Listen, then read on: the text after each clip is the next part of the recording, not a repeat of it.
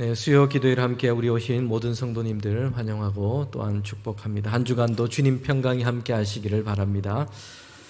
우리 교회에게 주시는 성령의 말씀, 오늘 마지막 7번째 우리 시간입니다. 사도 요한을 통해서 교회들에게 주신 하나님의 말씀이에요. 그런데 그 시대는 평안하고 좋은 때가 아니었습니다. 박해와 핍박이 있었던 때였습니다. 그런 시대에 주님께서 우리에게 말씀을 주신다고 하면 성도들과 교인들은 어떤 기대를 했을까요? 쫓겨나고 위협을 당하고 이렇게 되지 않고 이제는 편안하게 예수 믿으면 좋겠다. 박해와 핍박을 이제 없애주시면 좋겠다. 이런 생각을 했을 것입니다. 그러나 주님께서 그들에게 주신 말씀은 어떠했습니까? 박해와 핍박을 당장 없어주겠다. 이런 말씀을 하지 아니하셨어요. 박해와 핍박 속에서도 처음 사랑, 처음 믿음을 잃어버리지 말아라. 박해와 핍박 속에서도 거짓 가르침과 유혹에 넘어가지 말아라. 현실에 타협해서 신실한 믿음을 버리지 말아라. 그리고 끝까지 인내하고 견디라. 이런 말씀을 교회들에게 주시는 것입니다. 지금 박해와 핍박이 싹 사라지면 좋겠는데 그런 말씀이 없어요. 그러나 약속된 것이 있습니다. 믿음은 박해와 핍박 속에서도 지킨 것입니다. 믿음을 지키며 견딘 자, 그에게 상급이 있다. 주님께서 이렇게 약속을 하신 것입니다. 새하늘과 새 땅이 열리고 하나님의 완전한 평강의 세계가 그를 얻게 될 것이다 라고 말씀하고 있어요. 오늘 주님의 성도로 우리가 이 땅을 살아갈 때에 여러분, 저와 여러분에게는 분명히 시험과 유혹 그리고 박해 이런 것들이 있습니다. 이 땅에 이런 일이 없어지진 않아요. 계속될 것입니다. 예수님도 광야에서 3가지 시험을 당하셨습니다. 시험과 방해와 유혹은 예수님에게도 예외가 없었습니다. 그러나 주님은 이것을 말씀으로 이겨내셨어요. 오늘 우리에게 중요한 문제는 바로 이것입니다. 이기는 것입니다. 이 땅에서 믿음으로 살아갈 때는 반드시 시험과 유혹과 시련, 방해가 있습니다. 그러기에 우리의 기도는 시련, 유혹, 시험 없도록 해달라 이것이 아니라 더 중요한 기도가 있어요. 그 가운데서도 믿음을 지키며 소망을 붙잡고 살아가게 해 주십시오. 끝까지 믿음 안에서 이기는 자가 되게 해 주십시오. 승리하는 자가 되게 해 주십시오. 이것이 성도의 기도인 것입니다. 주님께서는 교회들에게 말씀하시면서 칭찬도 하시고 또 책망도 하셨습니다. 한번 지금 옆에 계신 분들 보시면서 칭찬을 한번 해보실까요? 한번 옆에 계신 분들 얼굴을 보시면서 30초 동안 할 수 있는 최대의 칭찬을 한번 해보세요. 우리 옆에 계신 분한테 어떤 칭찬이 좋을까 한번 여러분이 하실 수 있는 최대의 칭찬을 한번 해보시면 좋겠습니다. 네. 이렇게 우리가 서로 칭찬을 하면 시작한 이유가 있습니다. 오늘 본문 라오디게아 교회는 7교회 중에 마지막 교회인데 칭찬이 없습니다. 책망의 내용만 그들에게 주님께서 주셨어요. 그리고 그들에게 명령을 주신 것입니다. 한때 우리나라에 칭찬 열풍이 불었던 적이 있습니다. 칭찬은 고래도 춤추게 한다. 베스트셀러가 됐는데 그 책이 많은 영향을 주었습니다. 칭찬이 얼마나 사람들 관계에서 그리고 삶에서 영향을 주는지를 설명한 책입니다. 그 내용에 보면 범고래 훈련하는 이야기가 나와 있습니다. 범고래는 이 지구상에서 지상이 아니고 지구상에서 존재하는 동물 중에 가장 거대하고 무거운 동물입니다. 범고래는 약 3톤이 넘는다고 합니다. 그런데 조련사가 이 범고래를 훈련해서 환상적인 점프를 하면서 쇼를 하는 것을 막 보여주게 됩니다. 어떻게 이렇게 훈련하고 조련을 했느냐? 그 방법을 이제 밝히는데 범고래 훈련 방법은 칭찬이었습니다. 처음부터 이 조련사의 신호를 따라서 그렇게 막 말을 잘 듣고 움직이지는 않아요. 그런데 이 조련사가 훈련을 하면서 조금이라도 긍정적인 반응을 보이면 칭찬을 하는 것입니다. 그리고 아주 그에게 범고래에게 포상을 주는 것입니다. 실수를 했을 때도 책망하지 않고 좀 기다렸다가 중간중간 계속해서 격려하면서 칭찬을 하는 것이에요. 이렇게 칭찬하며 격려하면서 훈련을 시켜서 결국에는 이 거대한 범고래가 조련사의 그 신호를 따라서 점프를 하고 그렇게 쇼를 하도록 만드는 것입니다. 그러나 라오디게아 교회는 칭찬을 얻지를 못했습니다. 춤을 추지를 못했어요. 주님께서 교회를 향해 주신 말씀에 보면 칭찬은 없고 더군다나 대단히 부정적인 책망을 그들에게 주신 것을 보게 됩니다. 먼저 주님은 라오디게아 교회를 향해서 예수님 자신을 이렇게 설명을 하고 있습니다. 14절에 보면 이렇게 말씀하고 있죠. 라오디게아 교회 사자들에게 편지하라. 아멘이요 충성되고 참된 증인이시요 하나님의 창조의 근본이신 이가 이르시되. 예수님은 스스로 자신을 이렇게 설명하신 것이 아멘이고 충성되고 참된 증인이라고 말씀했습니다. 여기서 아멘은 확고하고 확실하고 진실하고 경고하다라는 뜻입니다. 그런데 예수님은 자신을 향해서 이렇게 설명을 하신 것입니다. 나는 확고하고 진실하고 충성된 증인이라. 이렇게 라오디게아 교회를 향해서 주님을 소개하신 것이에요. 왜 그렇게 라오디게아 교회를 향해서 주님을 자신을 이렇게 설명을 하셨을까요? 그 교회 성도들이 이렇게 하지를 못했기 때문입니다. 확고하고 진실하고 충성되지를 못했어요. 그래서 주님께서는 예수님 자신을 소개하면서 라오디게아 교회를 향해서 그들을 향한 주님의 기대와 소망을 담아서 밝히고 있는 것입니다. 너희들도 나처럼 이제는 아멘이고 충성되고 참된 증인이 되어야 돼 라고 말씀하시는 것입니다. 주님은 그들에게 잘못된 것을 말씀하고 있는데요. 15절에 보면 이렇게 말씀하고 있습니다. 내가 내 행위를 아노니 내가 차지도 아니하고 뜨겁지도 아니하도다. 내가 차든지 뜨겁든지 하기를 원하노라. 예수님께서 말씀하신 이 라오디게아 교회 성도들의 이런 상태였습니다. 차지도 않고 뜨겁지도 않고 미지근한 것이요. 그래서 주님께서는 내 앞에서 너를 토하여 버리겠다. 엄중한 책망을 그들 가운데 하신 것입니다. 참으로 독한 말처럼 느껴질 정도로 그렇게 책망을 하신 것입니다. 성도 여러분, 그러나 라오디게아 교회는 부자 도시에 세워진 세련된 교회였습니다. 그러나 그들은 주님의 책망만을 들은 교회가 되고 말았습니다. 이 도시는 당시 그 주변 지역에서 아주 부유한 도시로 소문이 났습니다. 빌라델비아에서 약 동남쪽으로 65km 정도 떨어져 있습니다. 7교회가 있었던 도시 중에는 가장 남쪽에 있어요. 주변 이 사방이 비옥하고 넓은 땅을 가지고 있었습니다. 그래서 라오디게아 이 주변에는 양을 목축을 했고 이 도시는 양모 생산으로 아주 유명했습니다. 당시에는 양모로 만든 이 옷감이 그 옷이 아주 값비싼 옷이었어요. 도시는 컸고 인구는 많았습니다. 뿐만 아니라 이 라오디게아는 금융업으로 유명했습니다. 로마와 아시아 지역에서 자금이 유통되고 이런 금융의 허브 역할을 했던 아주 중요한 도시였습니다. 그러다 보니 이 도시는 부유했습니다. 다른 지역에 비해서도 재정적으로 풍족했고 부유한 도시였어요. 라오디게아가 얼마나 풍요했는지를 보여주는 중요한 사건이 있었는데요. 그것은 주 60년경에 이 지역 주변, 이 소아시아 지역이 큰 지진이 일어났습니다. 건물이 무너지고 여러 도시 또 여러 시설들이 다 파괴가 되었어요. 막대한 피해를 입게 된 아주 큰 지진이었습니다. 당시 그래서 로마 제국 이 중앙정부에서는 이 지역에 재정적인 후원을 해 주었습니다. 피해가 얼마나 컸는지 로마의 후원이 아니고서는 주변 도시들이 제대로 재건될 수가 없었습니다. 여러분, 그런데 이 라오디게아는 중앙정부였던 이 로마로부터 오는 재정 지원을 거절했습니다. 왜 거절했을까요? 그들이 가진 돈과 재정으로 재건이 가능했기 때문이에요. 그래서 그만큼 이 도시는 대단한 이 재력을 가졌던 도시였습니다. 다른 도시들은 로마의 재정적인 후원으로 이 지진의 피해를 재건할 수 있었는데 라오디게아는 그럴 필요가 없었다는 것이에요. 그 도시가 가지고 있는 재력으로도 충분히 엄청난 이 피해를 입었지만 그것을 재건할 수 있는 능력이 되었던 것입니다. 뿐만 아니라 라오디게아는 당시 의술 학교도 있었고 이 도시 안에는 생산되는 안약이 아주 유명했습니다.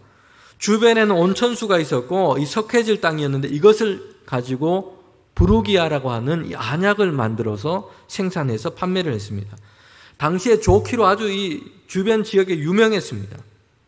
그렇기 때문에 이 도시는 대단한 자부심을 가지고 있었습니다. 재력도 컸고 재정적으로 부유한 도시에다가 사람들의 모습은 세련되어 있습니다.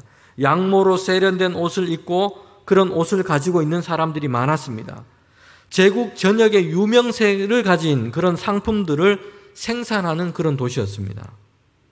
여러분, 그렇기 때문에 교회도 이런 도시의 모습을 닮았습니다.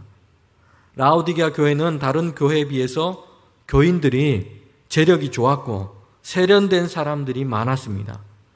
교회 규모가 있었고 재정적으로 넉넉했습니다. 특별히 이 라오디게아 교회는 당시 주변 지역과 달리 큰 박해와 핍박을 당하지 않았습니다. 이 도시 자체가 로마의 재정 후원을 받지 않아도 됐어요. 그렇기 때문에 다른 도시와 달리 이 라오디게아는 로마로부터 이 정신적으로 크게 종속되지 않았던 도시였어요. 황제 숭배가 적극적이지 않았던 도시였습니다. 황제 숭배하는 것 적극적으로 진행하거나 강력하게 강요하지 않았던 도시였어요. 그러다 보니 기독교인에 대한 핍박도 적었습니다. 유대인 집단에 의한 박해도 많지 않았습니다.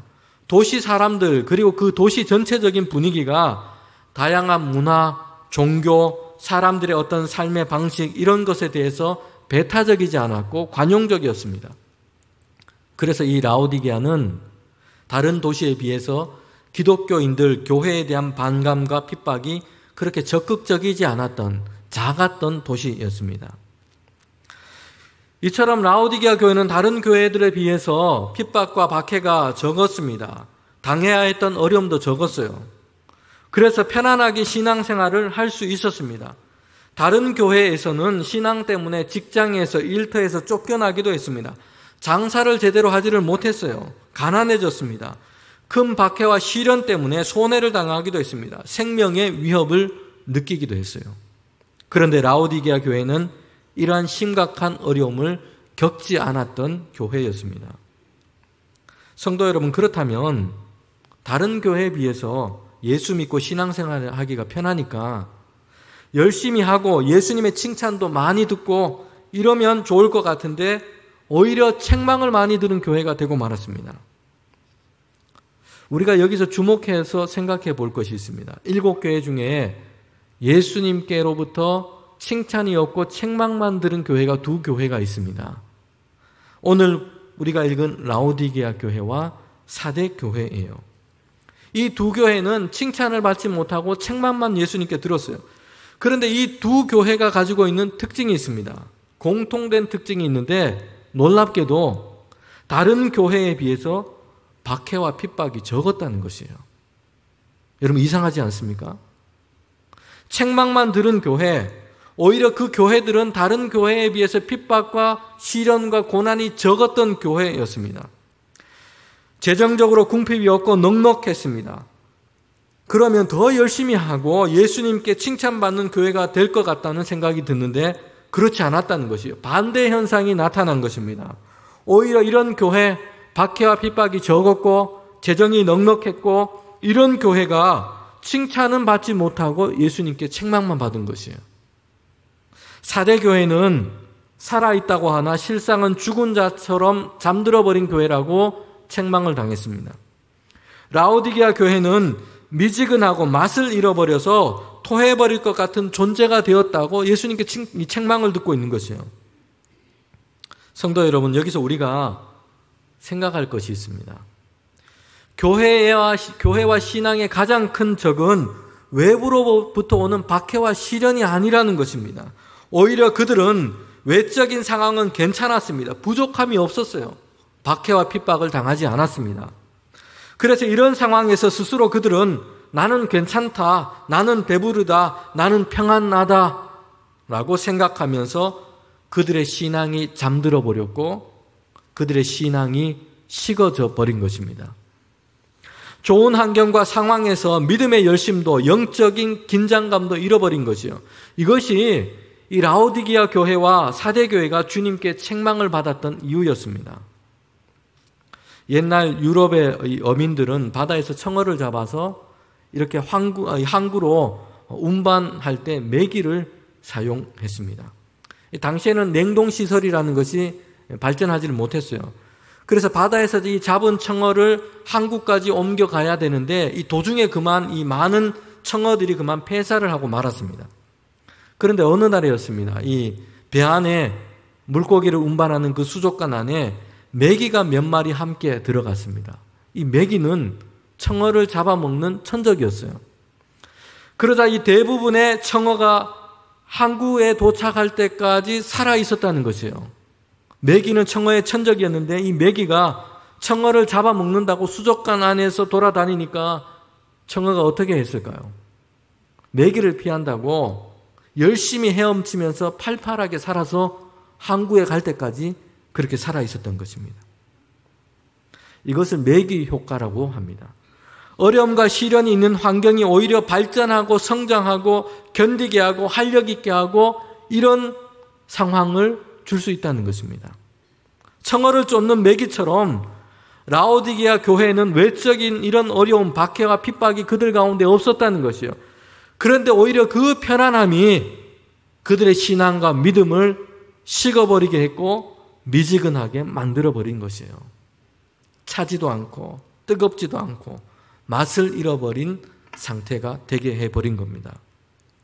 열정도 식고 열심도 사라져버렸고 그런 상태가 되어버린 것이에요. 그래서 주님께서는 차지도 않고 뜨겁지도 않고 미지근해버려서 내 입에서 너를 토하여 버릴 것이다 라고 책망하신 것입니다. 성도 여러분, 이 책망은 이 지역의 특징을 담고 있습니다. 라오디게아는 물이 부족한 지역이었어요. 그래서 이 문제를 해결하기 위해서 북쪽에 있던 히에라볼리라고 하는 이 도시, 이 지역에서부터 온천수를 수로로 끌어왔습니다. 이 지역은 아주 유명한 온천 지역이었습니다. 거기에서부터 수로를 연결해서 온천수를 라오디게아까지 끌고 왔어요. 그리고 생수, 이 먹을 수 있는 그 물을 위해서는 아래쪽에 약 16km 떨어진 이 골로세라고 하는 이 지역에서 거기에서부터 높은 산지가 있는데 거기에서부터 이 차고 시원한 물을 수로를 통해서 끌어왔습니다. 지금 사진에 보이는 것은 이 히에라볼리라고 하는 온천 지역입니다. 지금도 이 터키에 가면 온천으로 아주 유명한 지역이에요. 관광지로 유명합니다. 거기에서부터는 뜨거운 온천수를 수로로 가져왔고 그리고 반대편에 있는 아래쪽에 있는 골로세라고 하는 이 산지로부터는 차가운 물을 생수로 이 수로를 통해서 라오디게아까지 끌어온 것이에요.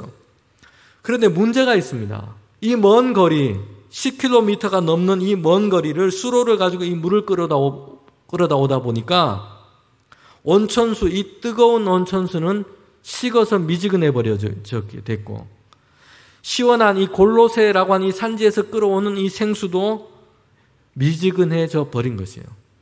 그 먼 거리를 수로로 끌어오다 보니까 이렇게 된 것입니다. 더군다나 미지근한 이 온천수와 생수가 섞이게 되면 그 물은 맛도 이상하고 냄새도 아주 이상해서 역하고 구토를 일으키는 그런 물이 되고 만 것입니다. 이 두 가지 물이 섞이면 그렇게 되어버린 것이에요. 예수님은 이 라오디게아 교회를 향해서 이렇게 말씀하신 것입니다. 그들이 잘 아는, 그들이 경험한 것처럼 식어져 버린 물, 그리고 온천수와 생수가 뒤섞여 버린 것, 미지근하고 맛도 이상하고 냄새도 나버리는 그런 물같이 너희들이 믿음이 그렇게 되어버렸다. 확신도 충성도 열심도 잊어버렸고 식어버렸다. 마치 온천수와 생수가 뒤섞이고 미지근해버려서 이런 물, 맛을 잃어버린, 이상해져버린 물과 같이 되어버렸다고 예수님께서 라오디게아 교회 성도들에게 책망을 하신 것입니다. 여러분, 김 빠진 콜라, 김 빠진 사이다 마셔보셨죠? 얼음을 넣어서 시원하게 마셔야 이게 맛이 있는데 김이 빠져버렸어요. 더군다나 오래되어서 미지근해 보면 이것은 정말 맛이 없는 그런 것이 되어버립니다. 주님이 산상설교에서 이런 말씀을 했습니다. 너희는 세상의 소금이다. 만일 그 소금이 맛을 잃어버리면 무엇으로 짜게 하리요? 다만 밖에 버려져서 밟힐 뿐이다. 맛을 잃어버렸기 때문에 그렇습니다.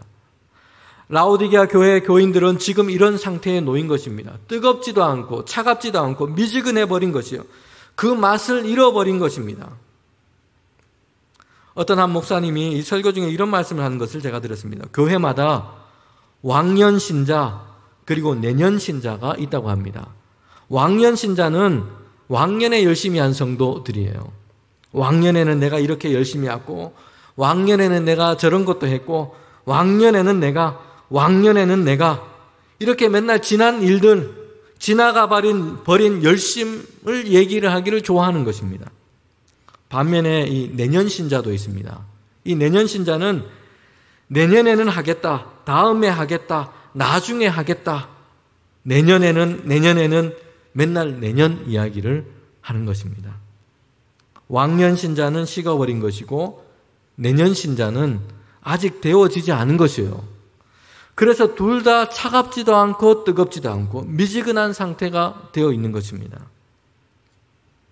왕년 신자, 내년 신자가 되지 않고 지금 뜨겁게 주님을 사랑하고 지금 뜨겁게 충성하기를 원합니다. 오늘이 뜨거운 믿음으로 살아가야 할 때예요. 지난 때가 아니고 내년이 아니고 오늘, 지금이 뜨거운 믿음으로 살아가야 할 때입니다. 바울은 빌립보서 3장 13절부터 14절에 이렇게 말씀합니다.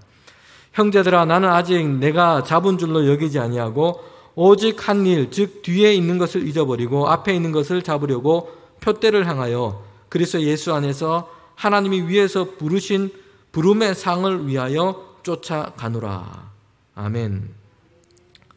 여러분, 바울은 이 말씀을 언제 했냐면 인생의 말년에 했습니다. 수많은 교회를 개척했고 3번에 걸쳐서 선교 여행을 했고 이런 때예요. 그런데 바울은 왕년 신자가 되지 않았어요. 내가 왕년에는 선교지도 가고 교회도 세우고 열심히 복음 전했고 왕년에 그래서 내가 핍박도 당했고 이렇게 얘기하고 있지 않고 있어요. 바울은 표대를 향하여 예수 안에서 부르심의 상을 향해 가고 있습니다. 그런데 어떻게 가고 있다고 얘기합니까? 이미 이룬 것, 잡은 것 거기에 매이지 않고 지금도 쫓아가노라. 왕년 신자가 아니고 지금도 쫓아가노라. 내일, 다음에, 나중에 아니고 지금 쫓아가노라. 지금 부르심의 상을 쫓아가고 있다는 것입니다. 라오디게아 교회는 주님의 책망만 들었습니다. 그들은 미지근한 영적 상태였기 때문입니다. 그런데 그들에게 더 중요한 문제가 있었습니다. 지금 자신이 어떤 상태인지를 잘 모르고 있다는 것이에요. 지금은 좋고 괜찮다고 있다는 이런 착각에 빠져 있다는 것입니다. 사실은 이것이 더 큰 문제입니다. 자신의 현 주소, 자신의 실제적인 상태를 제대로 모르고 있다는 것입니다. 무엇이 문제가 있고 이상하다는 것을 알면 검사도 받고 진단도 받고 치료도 받을 수 있습니다. 그런데 지금 그 자체를 느끼지 못하고 있다는 것이요. 무엇이 문제인지, 어떤 상태에 있는지 모르고 있다는 것입니다. 17절 말씀입니다. 예수님께서 그들에게 이렇게 말씀합니다. 내가 말하기를 너는 부자라 부요하여 부족한 것이 없다 하나 내 곤고한 것과 가련한 것과 가난한 것과 눈먼 것과 벌거벗은 것을 알지 못하는도다. 지금 자신의 처지가 어떤지 제대로 알고 있지 못하는 것이에요. 나는 부유하다, 부유한 자다, 부족한 것이 없다 말하고 있는데 실제로는 곤고하고 가난한 자라고 예수님이 말씀하고 있습니다. 안데르센이 지은 동화 중에 보면 벌거벗은 임금님이라는 이야기가 있습니다. 어느 나라에 이 무능하고 그리고 옷만 좋아하는 아주 사치스러운 이런 왕이 있었습니다. 왕 앞에서 이 세상에서 가장 좋은 옷감으로 제1의 옷을 만들 수 있다고 하는 제단사 2명이 나타났어요. 사실 그 2사람은 사기꾼이었습니다. 그런데 왕은 기뻐하면서 그들에게 거액의 돈을 주면서 나를 위해서 옷을 만들라고 그렇게 맡겼습니다. 몇 달이 지나서 이제 옷을 만들었다고 그 2 제단사가 왔습니다. 그런데 빈손이었어요. 아무것도 손에 보이지 않았어요. 제단사들은 허공에 마치 옷이 있는 것처럼 그렇게 막 이 신하들과 왕에게 그것을 보여주면서 거짓말을 하는 것입니다. 이 옷감으로 만든 옷은 바보 같은 멍청한 사람들에게 눈에는 보이지 않습니다. 그러자 신하들은 실제로 아무것도 보이지 않는데 그 말을 듣고는 정말 옷이 아름답다고 대단하다고 칭찬을 하기 시작했어요.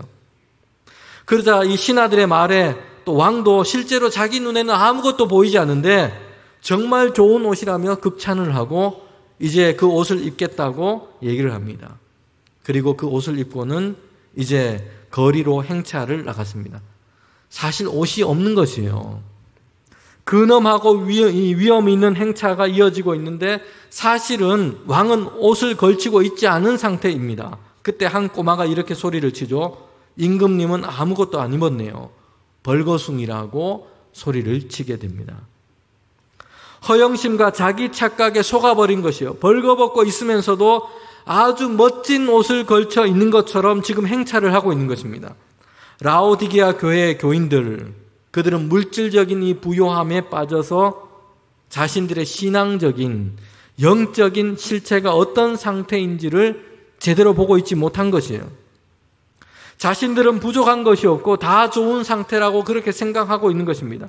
그런데 주님이 보시기에 그들은 곤고하고 가난하고 벌거벗었고 그런 상태입니다. 여기서 가난하다라고 하는 이 단어는 남들이 보기에 좀 적은 상태, 이런 것을 뜻하지 않아요. 완전히 비천한 상태, 가장 공공한 상태에 떨어져 있는 것을 의미합니다. 라오디게아 교회 교인들은 지금 이런 자신의 상태를 제대로 알고 있지 못했던 것이에요. 외적인, 물질적인 풍요 속에서 나는 좋고 괜찮다, 이렇게 자기 착각에 빠져 있었던 것입니다. 여러분, 복음서에 보면 부자 청년 이야기가 나오는데요. 요한복음에 보면 니고데모 이야기와 이게 병행되는 이야기입니다. 다른 사람들의 눈을 피해서 밤중에 예수님을 찾아왔습니다. 그리고 예수님께 묻는 것이에요. 어떻게 하면 영생을 얻을 수 있습니까? 왜 이렇게 물은 것일까요? 영생에 대한 관심이 있었습니다. 그런데 그 한편에는 나름대로 나는 이만하면 될 것이다 라는 생각이 있었어요. 나는 부자고 높은 관원이고 지금까지 배운 대로 율법을 열심히 잘 지킨다고 살아왔어요. 하나님을 경외하고 이웃을 사랑한다, 이런 삶을 살아왔다고, 이만하면 충분하다고 그렇게 생각을 한 것입니다. 자기 착각이었어요. 주님이 말씀하시죠. 너가 가진 재물을 다 팔아서 가난한 사람들에게 나눠주고 이제 너는 나를 따르라. 그러자 상황이 완전히 바뀌게 된 것입니다. 이전까지는 자만했는데 이제는 그 주님의 말씀을 듣고는 근심하기 시작했습니다. 그리고 주님의 말씀하신 대로 그렇게 행할 수가 없었어요. 제자들에게 예수님께서 이렇게 말씀하십니다. 성령으로 거듭나지 않고서는 영생을 얻을 수 없느니라. 나를 따르지 않고서는 영생을 얻을 수 없느니라. 이 부자 청년은 자기 착각에 빠졌던 것입니다. 부유하고 율법도 잘 지키고 그래서 나는 하나님 앞에서 괜찮고 충분한 사람이라고 생각한 것이요. 자기 착각이었습니다. 그는 하나님이 아니라 물질적인 부유함을 사랑했고 만족하며 살았습니다. 그는 자기의 명예와 의로움에 만족하며 지금까지 그렇게 살고 있었던 것이요. 영적으로는 가난하고 궁핍한 상태였던 것입니다. 여러분, 우리에게 중요한 것은 영적이고 신앙적인 상태입니다. 그 실체를 보지 못하게 하는 많은 포장들이 있어요. 이것을 걷어내고 지금 내가 어떤 실체, 어떤 상태인지를 살펴야 됩니다. 때로는 물질적인 넉넉함이 나의 영적인 빈곤의 상태를 보지 못하게 합니다. 나는 괜찮다라고 생각하게 만드는 것이에요. 때로는 교회 안에서 사람들의 인정이나 직분이 신앙적인 나의 실체를 제대로 보지 못하게 하는 것이에요. 나는 괜찮은 사람이고 괜찮은 상태인 것처럼 착각에 빠지게 만들 수 있다는 것이에요. 이런 포장을 다 걷어내고 내 실체를 봐야 합니다. 나의 지금 신앙적인 상태, 나는 지금 신앙적으로 깨어 있는가? 그런 믿음의 상태인가? 여러분, 우리는 살펴야 됩니다. 나는 지금 신앙적으로 풍성한 삶을 살고 있는가? 나는 지금 신실하고 충성된 주님의 일꾼인가? 그런 믿음으로 주님을 따르고 있는가? 여러분, 이것을 살피는 것이 중요합니다. 이것이 우리에게 가장 중요한 것이란 것입니다. 그 실체를 보지 못하게 하는 모든 포장들을 다 걷어내고 우리의 영적인 실체, 나의 신앙의 상태를 살펴야 합니다. 라오디게아 교회 교인들에게 주님이 말씀하세요. 18절입니다. 내가 권하노니 내게서 불로 연단한 금을 사서 부요하게 하고 흰옷을 사서 입어 벌거벗은 수치를 보이지 않게 하고 안약을 사서 눈에 발라 보게 하라. 주님께서 사라는 것이요. 주님에게 와서 불로 연단한 금을 사고 그래서 부요하게 되고 주님께 와서 흰옷을 사서 벌거벗은 수치를 보이지 않게 하고 이제 주님께 와서 안약을 사서 눈에 발라 보게 해라 라는 것입니다. 여러분, 불로 연단한 금은 핍박과 박해 속에서도 오히려 더 연단되고 순전한 그런 믿음이요. 주님께 와서 제물로 부여했던 것이 아니라 이제 라오디게아 사람들, 그 성도들이 예수님께 와서 순전하고 연단된 믿음을 얻고 부유하게 되어라는 것이에요. 라오디게아 사람들은 양모로 만든 고급스러운 좋은 옷을 생산하고 이런 옷을 입고 갖고 있었습니다. 그러나 그것으로는 그들의 수치와 그들의 죄악을 가리지를 못합니다. 그래서 주님에게 와서 흰옷처럼 예수 그리스도의 순결하신 그 보혈과 그 은혜가 그들을 깨끗하게 할 것입니다. 주님께 와서 그 수치를 가릴 수 있는 그 은혜를 사라는 것이에요. 부요했던 라오디게아 교인들은 양모로 만든 좋은 옷을 입고 교회당에 앉아 있기를 즐거워할 것이 아니라 무엇을 해야 됩니까? 주님께 와서 예수 그리스도에게 와서 그 보혈과 그 은혜를 날마다 입기를 기뻐해야 한다는 것이에요. 여러분, 라오디게아는 부르기아라고 하는 거기에서 생산되는 안약을 자랑하기를 좋아했습니다.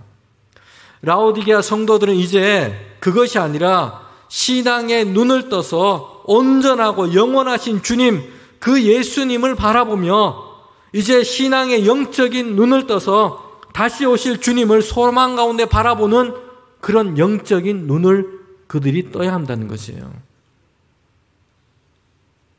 라오디게아 교회를 향해서 주님께서 말씀하세요. 열심을 내라, 회개해라.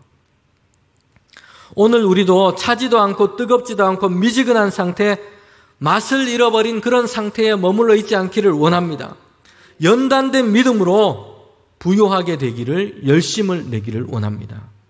주님의 보혈과 그 은혜 입기를, 열심을 내기를 원합니다. 영적인 눈을 떠서 이제 예수님을 바라보며 주님을 따라 살아가기를 힘쓰는, 거기에 열심을 내는 저와 여러분이 되기를 원합니다. 여러분, 오늘 주님께서 라오디게아 교회 그리고 오늘 우리를 향해서 말씀하고 계세요. 우리의 마음의 문, 심령의 문을 두드리고 계십니다.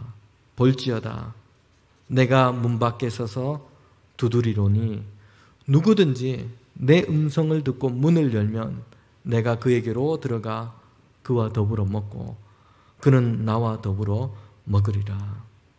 주님께서 저와 여러분의 마음의 문을 두드리고 계세요.